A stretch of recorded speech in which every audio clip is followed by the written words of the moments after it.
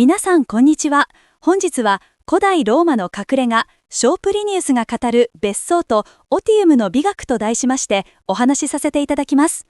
都市の喧騒を離れ、自然の中で思索と創造にふける。これは現代の私たちにとっても魅力的なライフスタイルではないでしょうか。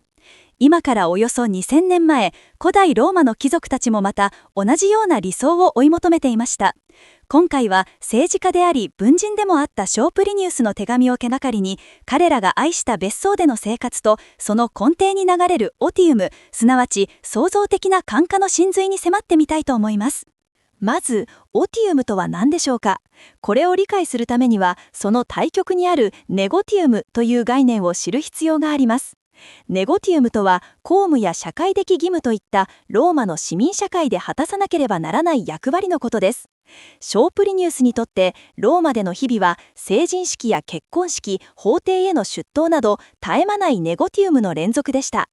それに対し別荘での生活はこうしたつまらない用事から解放され、自分自身の内面と向き合うための時間でした。読書や執筆、友人との知的な対話といった真に価値ある活動に没頭するための知的で創造的な感化、これこそが彼らが理想としたオティウムなのです。プリニウスは手紙の中で都市生活の空虚さを率直に嘆いています。なんと多くの日々をなんともつまらない事柄に費やしてしまったことか。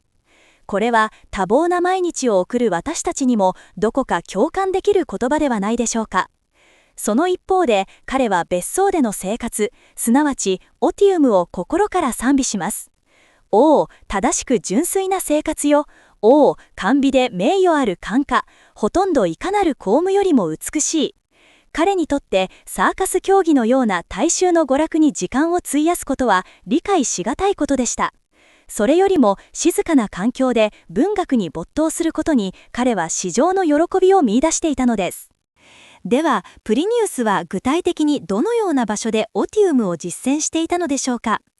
彼が特に愛した別荘の一つがローマ近郊の海岸にあったラウレンティヌムの別荘です。ローマからわずか17マイル、現在の距離にして約 25km の場所にあり、1日の公務を終えてからでも馬車で十分にたどり着けるという絶好のロケーションでした。彼にとってこの場所は日常の義務から逃れるための思索と創造の聖域だったのです。手紙の中では D 字型の中廊に囲まれた中庭や3方向から海を眺められる食卓など、その魅力が生き生きと描かれています。ラウレンティヌムの別荘の設計にはオティウムを追求するための思想が見事に体現されています。例えば彼の知的活動を支える書斎には何度も読み返す価値のあるえりすぐりの書物を収めるための作り付けの書棚がありました。しかし彼が最も大切にしたのは完全に静寂な保たれる寝室でした。この部屋は使用人たちの声、海のさざめき、嵐の音、さらには雷の光さえも届かないように設計されていたといいます。彼はこの部屋に引きこもると自分の別荘からさえ離れているように思えると語っています。これは自然の美しさを享受しつつも必要に応じて完全な知的な孤独を確保するという洗練された設計思想を示しています。プリニウスが所有したもう一つの壮大な別荘が現在のトスカーナ地方にあったトゥスキの荘園です。ラウレンティヌムが海辺の隠れ家だったのに対し、こちらは広大な自然と精緻な庭園芸術が融合したまさに地上の楽園でした。彼はその風景をまるで一枚の絵画を説明するかのように自然だけが作り出すことのできるような広大なる円形劇場と表現しています。山頂の森、斜面のブドウヶ岳、そして眼下に広がる豊かな牧草地。この雄大な自然の風景そのものが彼の美意識を満たす重要な要素だったのです。このトゥスキの荘園の真骨頂はヒッポドロームスと呼ばれる競技場を模した長大な庭園にありました。プラタナスの並木にツタが絡まり、その間にはツゲの木が植えられ、複雑に曲がりくねる小道が続いています。特に興味深いのはツゲの木が様々な形に刈り込まれていたことです。これはトピアリーと呼ばれる庭園芸術ですが、中にはプリニウス自身の名前や庭師の名前を示す文字の形に刈り込まれたものもあったといいます。自然の雄大さと人間の手による緻密で遊び心のある芸術とが、ここトゥスキでは完璧に調和していたのです。では、こうした理想的な環境で過ごす秩序ある管家とは、具体的にどのような一日だったのでしょうか。プリニウスは友人であるスプリンナという人物の老後の生活を例に挙げ、その模範的な日常を描写しています。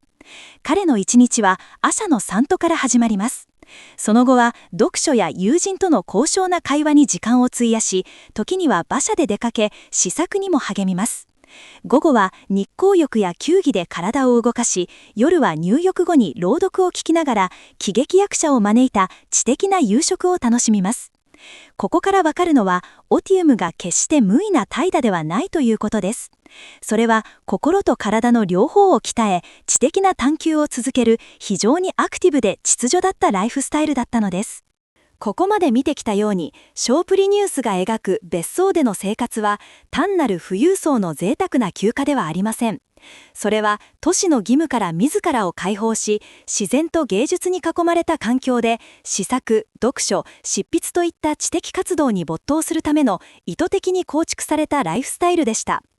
彼の書簡集は古代ローマ人がオティウムという管家の中にいかに深い価値と人間性を豊かに育む力、すなわち人間性の寛容を見出していたかを現代の私たちに雄弁に語りかけてくれます。情報と喧騒にあふれた現代社会を生きる私たちにとっても、この古代の知恵はより豊かで意味のある時間の使い方を考える上で大きなヒントを与えてくれるのではないでしょうか。ご清聴いただきありがとうございました。